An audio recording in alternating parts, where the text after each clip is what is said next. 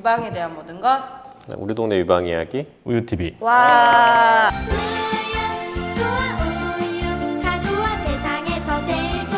오늘 네. 뭐 하실 거예요? 항암 치료 네. 얘기를 좀 할까 해서. 항암 치료 중요하죠. 원래는 내과 선생님을 좀 모시고 싶었는데 일정이 좀 잘 안 맞아가지고 그냥 저라도 간단하게 좀 얘기를 하면 왜 항암 치료를 하는지 어떤 부작용이 있는지 이런 얘기를 좀 하면 좋을 것 같아서. 항암 치료는 뭐죠?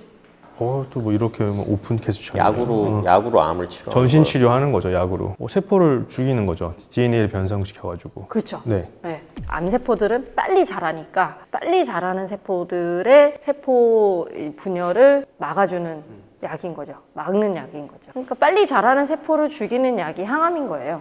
그럼 우리 몸에 정상적으로 빨리 자라는 세포들도 죽겠죠. 네. 그래서 부작용이 생기는 겁니다. 그렇죠. 우리 몸에 빨리 자라는 세포. 머리 털 세포. 손톱, 발톱 이런 것도 있겠고. 또, 네. 그리고 점막. 점막. 입 안에 점막에서부터 똥꼬까지 다 점막으로 쫙 둘러싸여 있으니까 그 다음에 골수세포. 그렇지 골수세포들까지. 그래서 그런 것들을 공격해서 그런 부작용들이 생기는 거죠, 결국에는요. 그래서 항암 치료할 때 이제 생명을 위협하는 부작용은 결국에는 면역력이 떨어지는 거죠. 진짜 면역력이 떨어지는 거죠. 이렇게 뭐 좀 피곤하고 감기 걸리고 이런 게 아니라 정말 피 검사를 하면은 백혈구 수치가 뚝뚝뚝뚝 정상보다 떨어져 있고.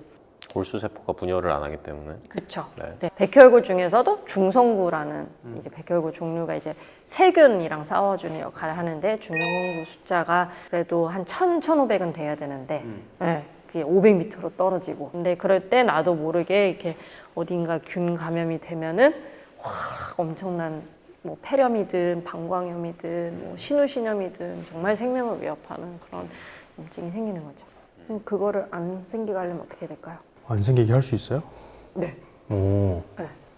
모르겠는데요? 안 생기게 하려면은 골수에서 중성구를 막 뽑아내면 되는 거예요. 골수에서 계속 세포들을 만들고 있잖아요, 지금은. 그러면은 이게 천천히 나오고 있는데 이거를 자극하는 이게 GCSF라는 주사를 이렇게 놔드리면은 골수에서 막 중성구를 꺼내놔요. 네, 그럼 수치가 확 올라가죠. 절 떨어지죠, 수치가요. 네.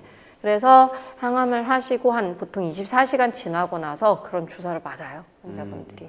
예전에는 그게 24시간 작용하는 약밖에 없었는데 몇 년 전부터는 이게 롱액팅, 길게 작용하는 약이 있어서 전에는 막 검사하고 떨어져 있으면 맞고 다음날 또 와서 검사하고 또 맞고 막 이랬는데 요즘에는 한 번 맞고 끝나는구나. 네, 한 번 맞고 이렇게 쭉 가는 거죠. 그다음에 유방암 환자들은 이제 머리카락 빠지는 게 제일 문제죠. 어떤 약을 써도 머리카락이 빠지니까요.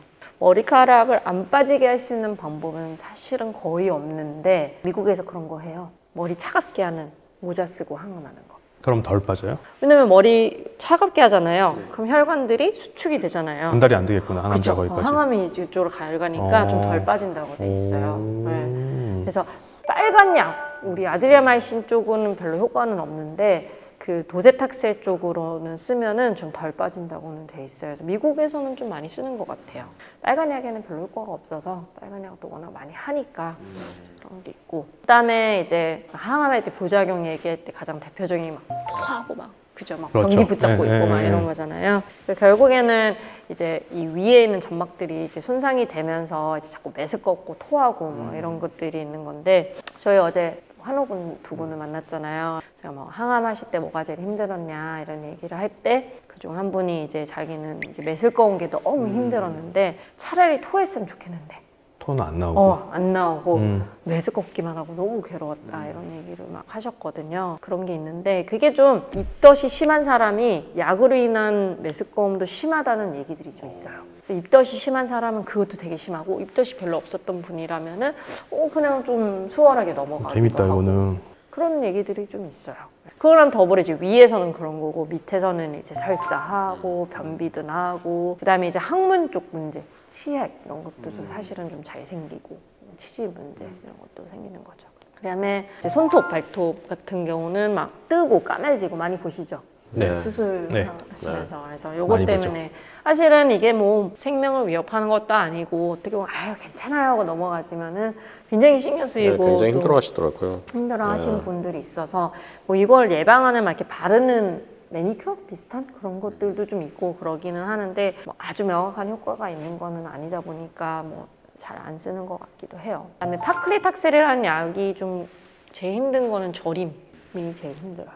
이거 우리가 말초 신경병증이라고 하는데 말초 그 끝에 있는 신경들이 병이 생겨가지고 이제 저리고 시립고 뭐 이런 건데 이거는 제일 힘든 건 오래 간다는 게 힘들죠. 메스꺼운 거는 사실 항암하고 한 일주일 정도 지나면 좋아지는데 저린 거는 항암이 좀 쌓여갈수록 생기고 길게 가면 1년, 2년 아예 좀 남는 경우도 좀. 저림 얘기하니까 또 생각나는 항암 부작용이 또 있는데 네. 탁셀 계열이 이제 더 심한데 붓기 아, 붙죠.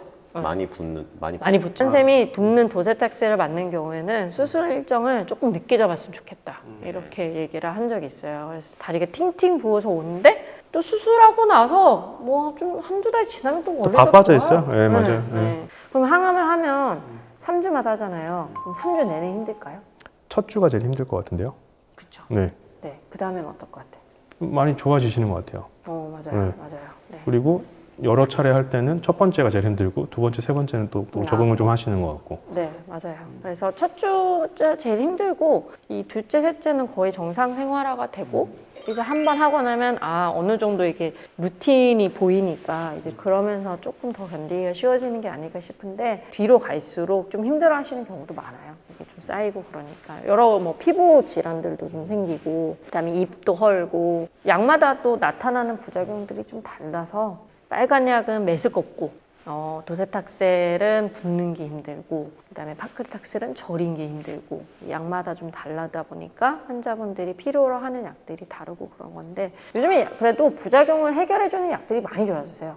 예를 들면은 그 메스꺼운 거를 좋게 해주는 예방약이 엄청 많이 좋아져가지고 뭐 그냥 알약으로 바로 해결이 되는 것도 좀 있고 그러다 보니까 예전보다 좋아졌지만 여전히 힘든 치료인 거 맞는 거. 항암이 참 힘든 약인데 저는 유방암에 있어서는 항암은 할만하다고 봐요. 효과가 너무 좋으니까. 그러니까 항암제라는 게 무섭긴 하지만 네. 또 유방암에서 치료가 너무 좋아요. 좋으니까 또 거기에 대한 부작용에 대한 또 대처하는 치료법들이 어느 정도는 또 있기도 하니까 네. 너무 걱정하지 마시고 네. 네, 힘든 것도 적극적으로 얘기하시고 말씀하셔서 네. 항암 치료를 잘 받자는 게 네, 오늘의 맞습니다. 포인트겠죠? 네. 잘하네. 논문 잘 쓰겠어. 잘 써? 이상 우리TV였습니다. 네. 와.